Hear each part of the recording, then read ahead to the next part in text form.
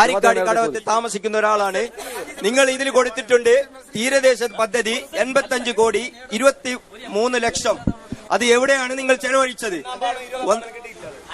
മാത്രമല്ല തീരദേശ മേഖല ഓക്കെ, അത് എവിടെയാണ്? തീരദേശം എന്ന് പറഞ്ഞാൽ തൽപ്പാടി മുതൽ മൊഗറാട് വരെയാണ്. അത് എവിടെ എന്ത് ചെലവഴിച്ചതെന്ന് പറയാമോ?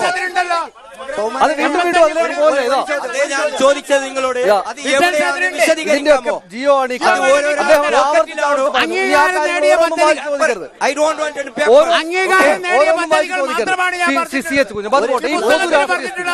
ഈ പൊതുവിൽ അംഗീകാരം ലഭിച്ച ഇത് ഒരു നിമിഷം എനിക്ക് വേണ്ടത് നമുക്ക് ഈ ചർച്ച ഇതൊക്കെ എങ്ങനെയാണ് ഈ മണ്ഡലത്തെ ഇത് മുഴുവൻ ചോദിക്കല്ലേ? ചോദ്യത്തിന് ഉത്തരം എന്തുകൊണ്ട് അതിനുള്ള മറുപടിയാണ് എനിക്ക് വേണ്ടത്. നമുക്ക് അവസാനിപ്പിക്കാൻ അത് സോളാർ വിഷയത്തിലായാലും ബാർ വിഷയത്തിലായാലും ഭൂമി ഇടപാടിലായാലും മറ്റെല്ലാത്തിലും വില്ലേജ് ഓഫീസ് മുതൽ സെക്രട്ടേറിയറ്റ് വരെ സാധാരണ ഉദ്യോഗസ്ഥർ മുതൽ മുഖ്യമന്ത്രി വരെ സകല ആളുകളും അഴിമതിയിൽ മുങ്ങിക്കുളിച്ച ഗവൺമെന്റ്. ആ ഗവൺമെന്റിനെ ജനങ്ങൾ തൂത്തെറിയും. തെരഞ്ഞെടുപ്പിൽ അത് മഞ്ചേശ്വരത്തെ ജനങ്ങൾ അത് സ്വീകരിക്കുന്നത്. ഈ അഴിമതിക്കെതിരായി മഞ്ചേശ്വരത്തെ ജനങ്ങളും ഇത്തവണ LDF അനുകൂലമായി വോട്ട് രേഖപ്പെടുത്തും. അതാണ് വരാൻ പോകുന്നത്. അതോടൊപ്പം തന്നെ പറയാനുള്ളത്, ഈ മഞ്ചേശ്വരത്തെ കന്നഡ ഭാഷ ന്യൂനപക്ഷത്തിന് ലഭിച്ചുകൊണ്ടിരുന്ന ഒരു ആനുകൂല്യം റദ്ദ് ചെയ്തുകൊണ്ടുള്ള ഒരു ഓർഡർ ഈ ഗവൺമെന്റ് ഇറക്കിയിട്ടുണ്ട്. അത് മൂലം പല ആനുകൂല്യങ്ങളും വിദ്യാർത്ഥികൾക്കും അധ്യാപകർക്കും ജീവനക്കാർക്കും നഷ്ടപ്പെട്ടിട്ടുണ്ട്. ആ ഓർഡർ തിരുത്താൻ വേണ്ടി LDF ഗവൺമെന്റ് തയ്യാറാകും. ശ്രീ അബ്ദുൾ റസാഖ്, ബാർ കോഴ കേസ്, സോളാർ കേസ്, ഇങ്ങനെ സംസ്ഥാനം മുഴുവനുള്ള രാഷ്ട്രീയ വിഷയങ്ങൾ കൂടെ പ്രകമ്പിതമായിരിക്കുമല്ലോ ഈ മണ്ഡലം. അത് താങ്കൾക്കെതിരായിട്ടാണ് വരിക. പുതിയ സർക്കാർ, ഉമ്മൻചാണ്ടി സർക്കാരിനെതിരായിട്ടുള്ള പക്ഷത്തെ കൊണ്ടുവരാൻ വേണ്ടിയിട്ട് താങ്കൾക്കെതിരായിട്ട് അത് വരാൻ എത്രത്തോളം സാധ്യതയുണ്ട്? ഈ കേസുകളൊക്കെ അത് കേസിന്റെ വഴിക്ക് പോകും. അത് കേസിന്റെ വഴിക്കാ. മുഖ്യമന്ത്രി പറഞ്ഞല്ലോ, ഏത് അന്വേഷണം നേരിടാൻ തയ്യാറാണ്. അതിന് അന്വേഷണം നടന്നു വരികയാണ്. അതിന് നടന്നു വരികയാണ്. പോണ്ട ഉപ്പ് തിന്ന വെള്ളം കുടിക്കുമല്ലോ. ഇപ്പോൾ തന്നെ ആരായാലും ഉപ്പ് തിന്നവൻ വെള്ളം കുടിക്കും. അതാണ് മുഖ്യമന്ത്രിയുടെ മുദ്രാവാക്യം. അത് തന്നെയാണ്. വെള്ളം കുടിക്കും. ഈ കേസുകൾ ശ്രീ അബ്ദുൾ റസാഖ്, ഈ കേസുകൾ സർക്കാരിനെതിരായ മുഴുവനുള്ള കേസുകളാണല്ലോ. അതിപ്പോൾ VM സുധീരൻ പോലും എതിർത്തുകൊണ്ടിരിക്കുകയും ചെയ്യുകയാണ്. അപ്പൊ നിങ്ങളെ തെരഞ്ഞെടുക്കേണ്ടതല്ലേ? ഈ സർക്കാർ LDF-നെയാണ് വരേണ്ടത് എന്ന് വോട്ടർമാർ കരുതിയാൽ CA കുഞ്ഞമ്മനെ ജയിപ്പിക്കില്ലേ മണ്ഡലത്തിലെ ആളുകൾ? ഒരിക്കലുമില്ല. കാരണം അത് ഓരോരാൾക്കും ഓരോരോ കാഴ്ചപ്പാടുകളുണ്ട്. ആ കാഴ്ചപ്പാടുകളാണ് വിളിച്ചു പറയാ. അല്ലാതെ ഒരു കേസായിട്ട് ഒരു കേസ് ഉണ്ടെന്ന് പറഞ്ഞാൽ കേസായിട്ട് വരൂല. ഒരാൾക്ക് കൈക്കൂലി കൊടുത്തു എന്ന് പറഞ്ഞാൽ കൈക്കൂലിയായിട്ട് വരൂല. അതിന് തെളിവുകളുണ്ട്, അന്വേഷണങ്ങളുണ്ട്, അതിന് സംവിധാനങ്ങളുണ്ട്. ആ സംവിധാനങ്ങൾ ഉപയോഗിച്ചുകൊണ്ട് തെളിവ് സഹിതം തെളിവ് വന്നതിന്റെ ശേഷമാണ് അത് കേസായി വരുന്നത്. ഒരു ആരോപണം ആരെ പറ്റിലോ ഉന്നയിക്കാം. അങ്ങനെ ഉന്നയിക്കപ്പെടുന്ന ആരോപണമല്ല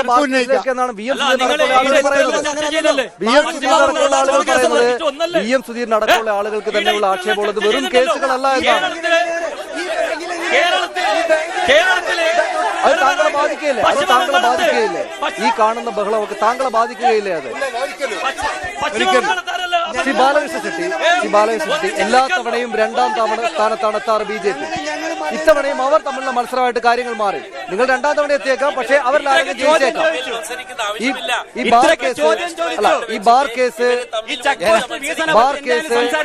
സോളാർ കേസ്, ഈ കേസുകളെല്ലാം മഞ്ചേശ്വരത്ത് വന്നാൽ ഇവർ തമ്മിൽ മത്സരിക്കുന്ന ആവശ്യമില്ല. ഇവര് ഈ ബാങ്കിൽ, ഈ മോളിൽ വെക്കുന്ന ബാങ്കിൽ BJP കോൺഗ്രസ് ഒന്നാണ്. മഞ്ചേശ്വർ മണ്ഡല ജനങ്ങൾ ഇവരെ അത് BJPയുടെ വേർഷൻ. പക്ഷേ ഈ സോളാർ കേസും ബാർ കേസും ഒക്കെ ഉള്ളതുകൊണ്ട് ഭരണമാറ്റം വേണം. BJP 3ാം സ്ഥാനത്തോ 2ാം സ്ഥാനത്തോ പോവുകയില്ല. BJP ലീഗ് ഒന്നല്ലേ? ജനതാ പാർട്ടി വൈസ് പ്രസിഡന്റും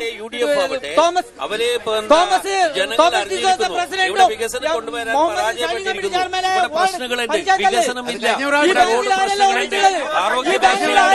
എല്ലാ പ്രശ്നങ്ങളും ഉണ്ടാവുമ്പോൾ മഞ്ചേശ്വര മണ്ഡല ജനങ്ങൾ BJP-നെ ഇന്ന് ഈ പ്രാവശ്യം MLA ആയിട്ട് അസംബ്ലിക്ക്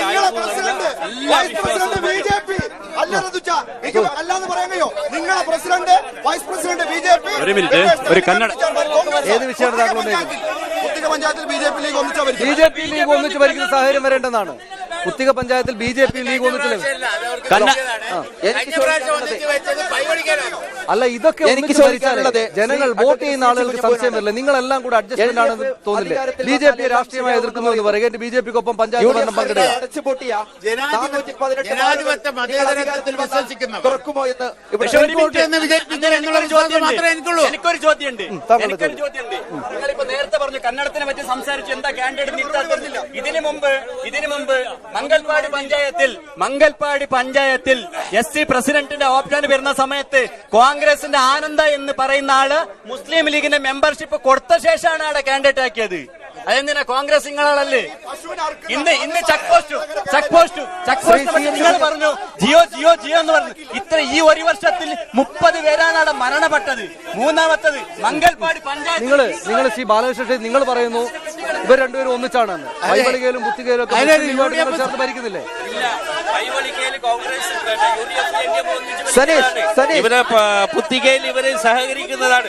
എവിടെയും കാസർഗോഡ് ജില്ലയിലാവട്ടെ നമ്മൾ BJP UDF ആയിട്ടോ LDF ആയിട്ടോ ഒരു ധാരണയുമില്ല. നമ്മൾ ഒന്നിച്ച് ഭരിക്കുന്നില്ല. അവരാണ് അവർ നിങ്ങൾക്കൊപ്പം ചേർന്നില്ല. ഇവിടെ LDF UDF ഒന്നിച്ചാണ് BJP പരാജയപ്പെടുത്തിയത്.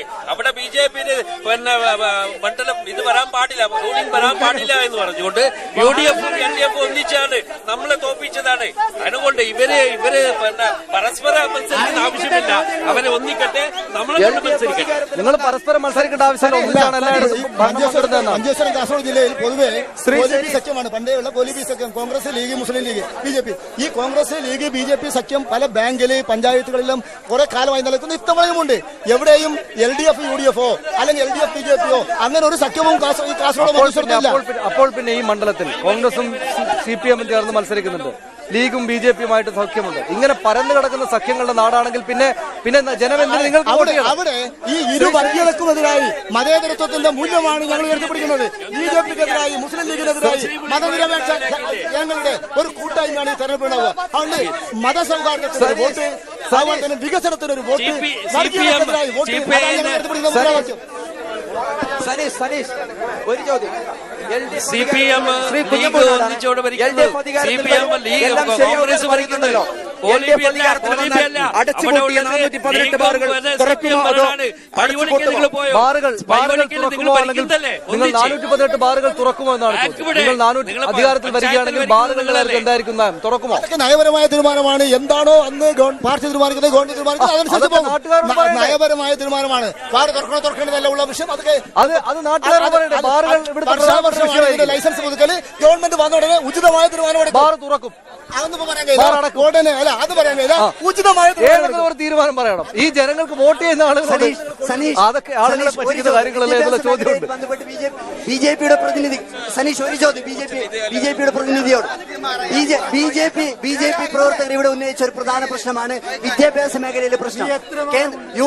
UPA സർക്കാർ അധികാരത്തിലിരുന്ന സമയത്ത് കാസർഗോഡ് ജില്ലയിലെ പിന്നോക്കാവസ്ഥ കണ്ടുകൊണ്ട് കാസർഗോഡ് ജില്ലയ്ക്ക് അനുവദിച്ച കേന്ദ്ര സർവകലാശാലയുടെ കീഴിൽ പല സ്ഥാപനങ്ങളുണ്ട്. Medical college, law college, arts and science college,